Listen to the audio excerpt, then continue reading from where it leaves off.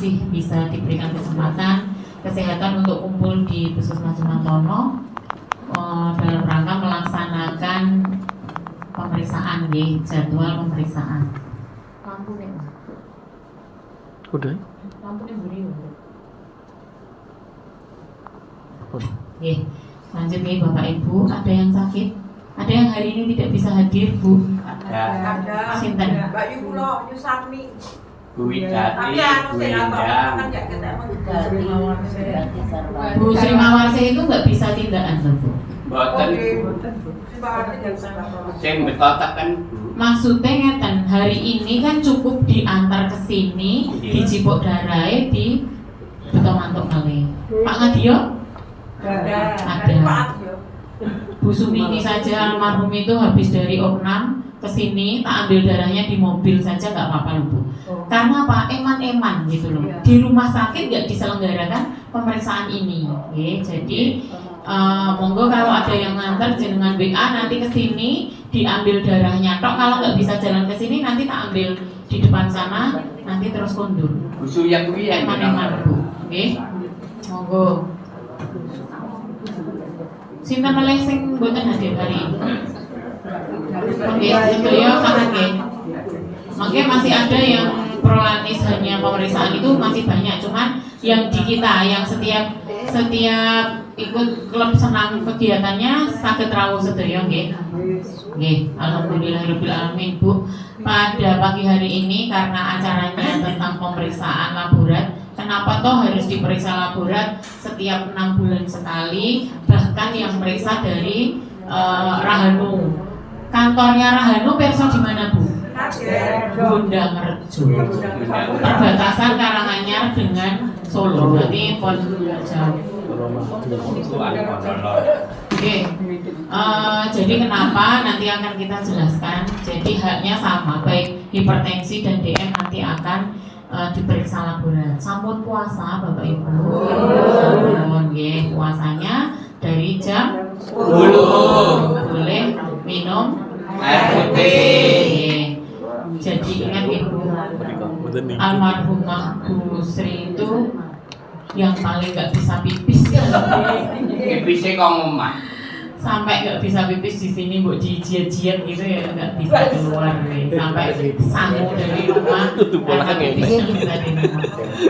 Semoga beliau sudah tenang di sana, Bu. Oke, kita lanjutkan, Bu, pemeriksaan laboratorium bagi peserta prolanis. Nyuwun sewu, tasih ingat peserta prolanis ini isinya yang sakit apa dan apa? Hipertensi dan diabetes. Bukan untuk orang sehat, Bapak Ibu. Kenapa saya juga tidak bisa, karena insya Allah saya sehat, tidak bisa ikut pemeriksaan. Kalau ikut saya harus berbayar. Nanti Mbak Udi tidak bayar, aku usah periksa.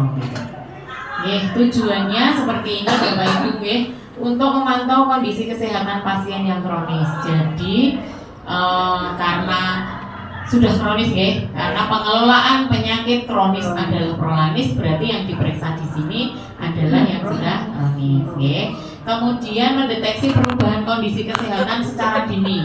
Jadi apakah dalam 6 bulan, karena periksanya setiap berapa, Bu? 6 bulan sekali. Jadi apakah sudah ada penyakit penyerta lain? Apakah semakin membaik? Apakah malah justru semakin Parah. buruk kondisinya setelah 6 bulan itu dengan diketahuinya dari hasil laborat. Yang hipertensi nanti bisa diketahui apakah ada gangguan pada ginjalnya atau tidak, itu dari pemeriksaan rutin seperti ini. Kemudian yang sakit gula, apakah HbA1c-nya bagus atau tidak. Apalagi yang mau naik haji, kalau naik haji sekarang itu HbA1c menjadi syarat istiqomah. Jadi kalau yang mau tindak, makanya dari sekarang harus dihati-hati HbA1c-nya dalam kondisi yang baik. Makanya ikut kegiatan, kemudian pengelolaan penyakitnya yang baik. Kemudian yang ketiga, menyesuaikan pengobatan dan perawatan. Nah, ini berpengaruh kepada pengobatan yang akan dilakukan setelah jenengan mendapatkan hasil pemeriksaan. Tapi nyuwun sewu Bapak Ibu, kalau setelah periksa monggo hasilnya biasa diambil di saya, kemudian dikonsulkan waktu Periksa. masih ada beberapa yang belum diambil, tapi alhamdulillah hasilnya yang bagus. Oke. Selanjutnya adalah apa Bu pentingnya pemeriksaan laborat ini? Tadi sudah saya bilang kenapa toh harus pemeriksaan laborat, itu yang pertama. Kemudian memantau kondisi kesehatan pasien prolanis. Kesehatannya bagaimana? Apalagi yang baru. Kalau yang lama sudah hafal Bu, hasilnya bagaimana setiap 6 bulan sekali. Kalau yang hipertensi atau gulanya baru saja, mungkin baru akan pertama kali melaksanakan pemeriksaan yang dari Rahanu. Kemudian mendeteksi perubahan kondisi secara dini. Misalkan ada apa-apa, oh ternyata ureum kreatininnya sudah mulai naik nih. Nanti dokternya akan memberikan terapi atau pengobatan yang berbeda dengan yang kemarin. Apakah perlu dirujuk kembali yang bagi PRB yang sudah dikembalikan ke sini? Ada yang sudah PRB Bu? Tidak, satu. Kalau yang sudah PRB nanti untuk mengetahui apakah perlu lagi dirujuk ke rumah sakit untuk mendapatkan pengobatan yang berbeda atau masih bagus dan bisa diobati dengan PRB. Ini jenis pemeriksaannya Bapak Ibu. Jenis pemeriksaan laboratorium untuk prolanis yang pemeriksaan darahnya ada gula darah puasa, yang puasa Bapak Ibu. Kemudian HbA1c. Nanti juga ada kolesterol Bapak Ibu, kolesterol HDL, LDL itu kolesterol baik dan jahatnya jenengan. Itu untuk mengetahui apakah nanti jenengan sudah beresiko untuk sakit stroke atau belum bagi yang hipertensi. Jadi kenapa tuh kolesterol ini diperiksa? Padahal bisa saja periksa kolesterol di sini. Ini untuk mengetahui Bu, untuk mengetahui apakah jenengan sudah ada nanti faktor resiko untuk menjadi komplikasi dari hipertensi. Kemudian pemeriksaan urin, ada proteinuri, ada glukosauri, kemudian ada fungsi ginjal dan fungsi hati. Fungsi ginjalnya tadi yang saya sebutkan di ureum kreatinin. Jadi kalau kreatinin Bu, kreatinin itu kalau sudah di atas 8 itu harus cuci. Jadi nanti bisa dilihat dari hasilnya jenengan Bu.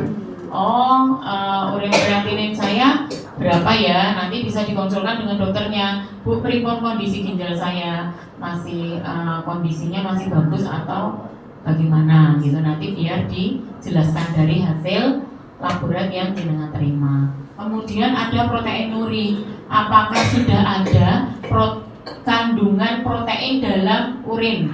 Karena apa Bu? Kalau sudah ada protein ini dalam urin itu harusnya negatif hasilnya. Tapi kalau nanti sudah ada positif 1, positif 2 seperti itu, berarti fungsi ginjalnya sudah menurun Bu. Karena apa?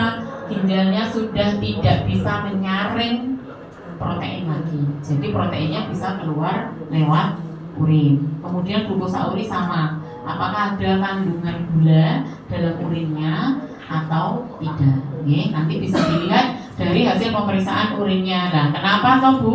Setiap 6 bulan sekali itu kok nggak cukup darah saja, harus pakai urin? Itu jawabannya ini. Karena harus ada pemeriksaan urin bagi penderita DM dan nanti untuk mengetahui ini. Lanjut. Pemeriksaan darah bagi prolanis yang gula, yaitu gula darah puasa, memantau kadar gula darah jenengan puasa. Biasanya jenengan kalau periksa kan habis makan, terus setiap saat datang gitu Bu. Ini kemudian HbA1c. Ini memantau kontrol gula darah dalam jangka panjang, itu setiap 3 sampai 6 bulan sekali. Jadi untuk mengetahui apakah dalam jangka waktu 3 sampai 6 bulan itu apakah gula darah jenengan terkontrol atau tidak. Gitu Sudah hafal Bu HbA1c-nya yang normal? Masih ingat berapa? Kurang dari 7. Ya, kurang dari 7. Tapi yang terbaru dari Kemenkes itu ada 6,5. Tapi kalau penderita gula di bawah 7 itu sudah bagus. bulan Juni hasilnya yang gula itu alhamdulillah HbA1c-nya sudah pada bagus Bu. Semoga nanti di bulan Desember sama hasilnya bagus, oke? Artinya apa kalau HbA1c-nya bagus Bu? Artinya dalam 3 bulan sampai 6 bulan ini gula darahnya terkontrol, oke? Diingat-ingat ketok aku tahu dhuwur apa enggak gitu, oke? Nanti bisa dikomunikasikan HbA1c-nya berapa. Kalau bulan Juni kemarin bagus-bagus Bu hasilnya, nggak ada yang lebih dari 10. Oke. Semoga nanti ini juga sama. Kemudian protein uri untuk memantau fungsi ginjal gitu. Jadi yang saya sebutkan tadi, apakah ada protein dalam urin ataukah ada protein dalam atau gula, glukosa itu gula dalam urin. Okay. Kemudian frekuensi pemeriksaan laboratnya itu berdasarkan rekomendasi dokter, okay? Meskipun jenengan sudah rutin dalam 1 bulan sekali periksa, tetapi misalkan dalam berjalannya waktu jenengan mengalami kondisi yang mungkin sakit atau kelemahan fisik atau ada gejala yang lainnya, bisa berdasarkan dari rekomendasi dokternya. Oh ini keringat dingin, pusing, lemas, tapi dia punya riwayat gula. Lah di sini mungkin dokter akan merekomendasikan untuk pemeriksaan gula lagi. Siapa tahu dia mengalami hipoglikemi atau hiperglikemi.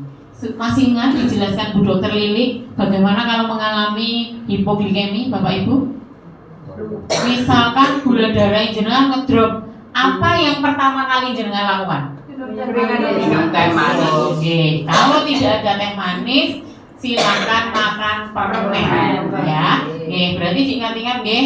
Gejalanya apa kalau hipoglikemi Bapak Ibu? Keringat dingin, lemes, kadang sampai pingsan. Ya, betul. Kadang pandangannya sampai kabur gitu nggih. Jadi bagi penjenengan yang menderita sakit gula harus sudah tahu kapan kondisi ini kritis, kapan kondisi ini hiperglikemi, kapan kondisi ini hipoglikemi, nggih. Jadi sudah tahu nggih Bu nggih, kalau mengalami hipoglikemi biasanya kalau hiper itu rata-rata pingsan. Jadi biasanya dibawa ke fasilitas kesehatan. Tapi kalau hipoglikemi mungkin jenengan bisa mengalami di rumah. Tiba-tiba 2 hari puasa, terus bukone gur sithik, banyu putih tok gitu kok tahu-tahu. Tapi jenengan minum obat, tahu-tahu kok keringat dingin, pusing, kliang-kliang, brol-brolan, pandangannya kabur. Oh ini mesti gulaku ngedrop gitu, jenengan sudah paham nggih. Jadi apa yang harus jenengan lakukan? Enggak usah panik. Nanti biasanya sing panik sinten Bu? Keluargane. Kena apa iki gitu. Yang sakit sudah tahu, oh ini gulaku ngedrop gitu. Seketemunya apa? Kalau memang ada teh manis, ya silakan minum teh manis. Tapi kalau nggak ada teh manis, misalnya kok neng meja enak ikut permen ya, permennya dimakan dulu. Apel pagi. Jadi seperti itu untuk bagaimana kondisi kritisnya bagi penderita gula, jadi direkomendasikan dokter untuk dicek apakah mengalami hipo atau hiperglikemi. Kemudian berdasarkan kondisi kesehatan seperti yang tadi saya sebutkan, misalkan tiba-tiba kok dibawa ke puskesmas kondisinya sangat lemah, ternyata pasien ini memiliki riwayat gula, jadi bisa dilakukan pemeriksaan gula meskipun tidak rutin, maksudnya dalam rutinitas. Minggu ini baru periksa, tapi kok ini delala kondisi kesehatannya menurun, ya ini bisa periksa lagi, nggak harus tunggu 1 bulan ke depan. Kemudian rutin untuk memantau perubahan kondisi kesehatan. Yang tadi rutin itu yang ada sebulan sekali, ada yang 6 bulan sekali. Oke, lanjut. Persiapan apa saja Bapak Ibu yang kita perlukan ketika akan melaksanakan pemeriksaan Puasa. Puasa jika diperlukan, tapi memang lebih dianjurkan untuk berpuasa, karena hasilnya akan lebih bagus. Kemudian menginformasikan obat yang sedang digunakan. Jadi misalkan jenengan mau dicek laborat, apakah jenengan dalam kondisi minum obat atau tidak? Tapi bagi penderita prolaris pasti sudah melakukan pengobatan nggih Bapak Ibu. Jadi sudah minum obat rutin. Kalau yang baru pertama mungkin tidak minum obat. Jadi ketika gulanya sangat tinggi pasti menjadi tanda tanya apakah yang bersangkutan sudah minum obat atau belum.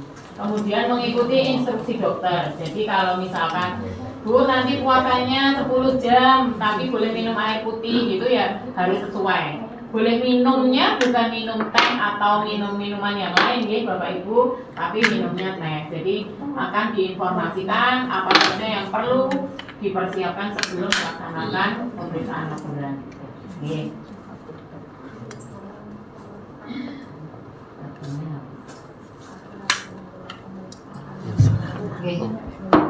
Bapak Ibu, selanjutnya pemeriksaan laboratorium penting untuk memantau kesehatan pasien prolaris. Ada yang kalau diperiksa laboratorium tidak senang Bapak Ibu. Bahkan saya ini berusaha yang di rumah saja tak telponi satu-satu Bu, jangan lupa besok jadwalnya pemeriksaan gitu. Karena untuk ini Bu, memantau kesehatan pasiennya. Kemudian pemeriksaan yang tepat dapat membantu mengontrol kondisi kesehatan. Jadi jangan saya misalkan punya pemeriksaan DDS sendiri di rumah itu boleh Bu, boleh nanti periksa untuk memantau kesehatannya sendiri. Ini memang dianjurkan bagi penderita gula itu kalau punya ceknya sendiri di rumah itu bagus Bu. Jadi bisa memantau kesehatannya setiap waktu. Kadang ke apotek, saking penasarannya ngecek gula, ke apotek, nggak ke puskesmas, perlu sing cedak di apotek, gitu ya. Jadi silakan melaksanakan pemeriksaan laboratorium yang tepat. Kemudian penting untuk mengikuti rekomendasi dokter dan melakukan pemeriksaan secara rutin. Jadi kenapa pemeriksaan dilakukan? Ini ya karena untuk mengetahui kondisi penjenengan ke depan, pengobatannya akan seperti apa, apakah perlu ditambah obat, tambah dosis atau perlakuan khusus atas kesehatan penjenengan sesuai dengan hasil laboratorium. Begitu ya Bapak Ibu. Seperti yang akan kita laksanakan hari ini, pemeriksaan laboratorium rutin. Jadi bukan berarti yang tidak puasa tidak periksa. Kalau misalkan lupa ya tetap melakukan pemeriksaan, tidak masalah. Monggo Bapak Ibu ada yang ditanyakan? Kok ya mati nih kabeh. Ada yang mau bertanya? Monggo Bu. Tapi ngapunten iki mboten sangat gepek. Tak baterainya Bu. Assalamualaikum warahmatullahi wabarakatuh. Waalaikumsalam. Tadi diperintahkan sehabis cek ini mestinya akan terima hasilnya ya Bu. Kalau periksa dokter hasilnya itu selalu dikonsultasikan. Misalnya saya habis cek terus kepenginnya apa itu terapi, apa itu juga harus dikonsultasikan sama dokter. Terima kasih. Wassalamualaikum warahmatullahi wabarakatuh. Ada lagi, monggo satu lagi Bapak Ibu, silakan. Oke, ada yang mau ditanyakan? Panasnya di mana Dok?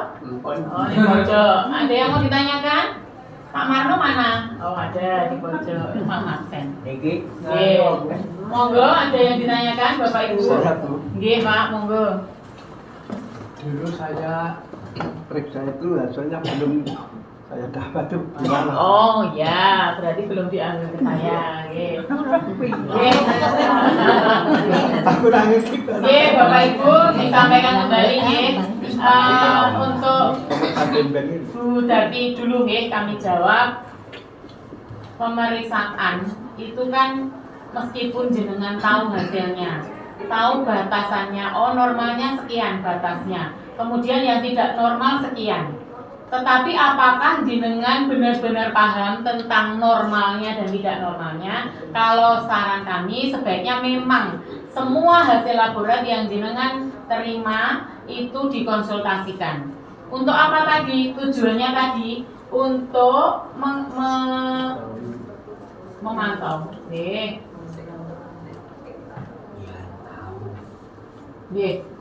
Ini untuk memantau kondisi kesehatan jenengan semua. Nanti Bu Dokter akan menyampaikan, Bapak Ibu hasil penjenengan seperti ini.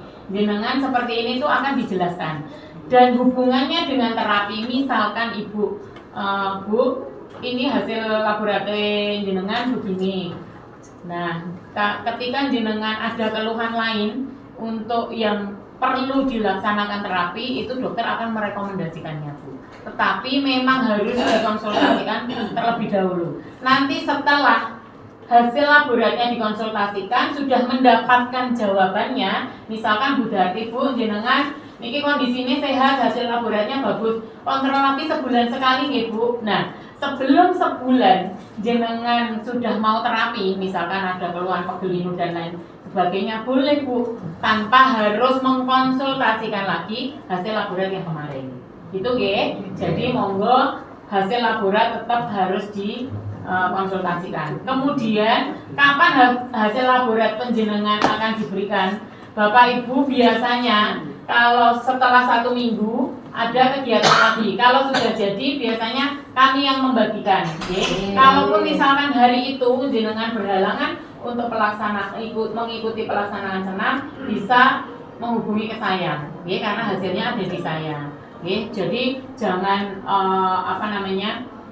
yang penting mengikuti cek, tapi hasilnya tidak dihiraukan, itu tidak dianjurkan ya Bapak Ibu. Nanti setelah selesai silakan hasil laboratoriumnya bisa diambil di kami, kemudian dikonsulkan sama Bu Dokter dan Pak Dokter. Itu ada lagi Bapak Ibu?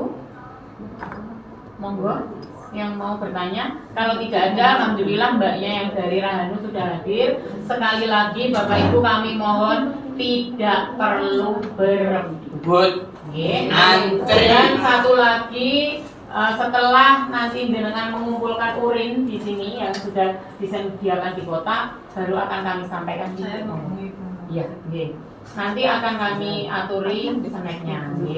Ya, bagi yang ada berkepentingan monggo bisa langsung mundur, yang tidak ya nunggu temene sambil ngobrol di sini. Itu ya Bapak Ibu, sampun siap sedaya nggih untuk melakukan pemeriksaan. Terima kasih. Untuk hari ini kami cukupkan. Dulu kalau saya sudah selesai. Nanti tak nanti akan kami panggil sesuai dengan antrian atau absensi. Nggak usah Mary, Nexi Carry, piye-piye nggak sama saja. Ya, mungkin dari kami cukup sekian. Banyak salah kata kami dalam menyampaikan. Mohon dimaafkan ya Bapak Ibu. Kami tutup. Aku ora ngomong. Bila itu wal hidayah. Assalamualaikum warahmatullahi Waalaikumsalam.